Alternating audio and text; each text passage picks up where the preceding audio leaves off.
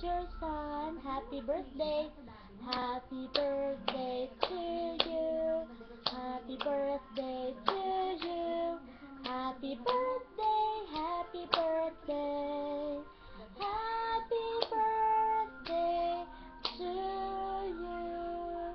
Okay, happy birthday, Jerson.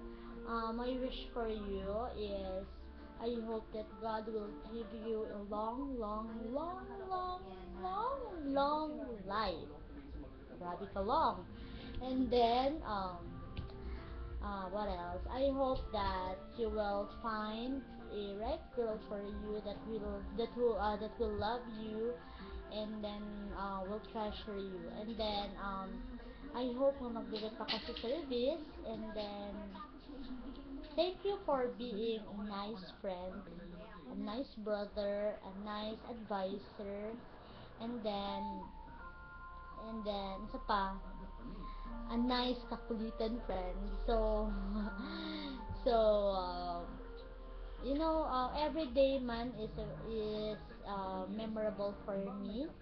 Katong mga times nga naapa ko diya sa pagadian, especially nga every activity sa YFC na ako na aka na atong mga YFC brothers and sisters, everything is a very memorable for me.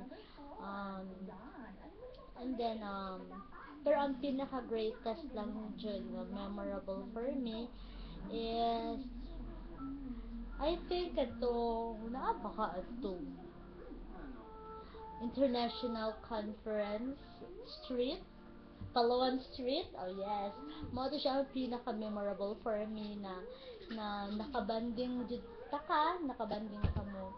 And then I hope that everything will be, just like that. 'Di ba nga? Super happy and live uh, young, wild and free, 'di ba? So now, even though I'm here in Cebu City, but I just want you to know that I'm always here for you. Um, Anything that you need, I mean, advice or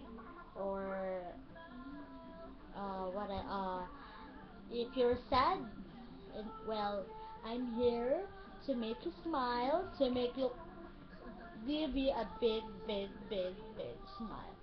So, I hope that you enjoy your day, and then hope to see you very, very soon. I hope that we will see each other soon. And then I hope that, you know what, I always pray to God that tanan ng mga leaders sa YFC will be active just like you.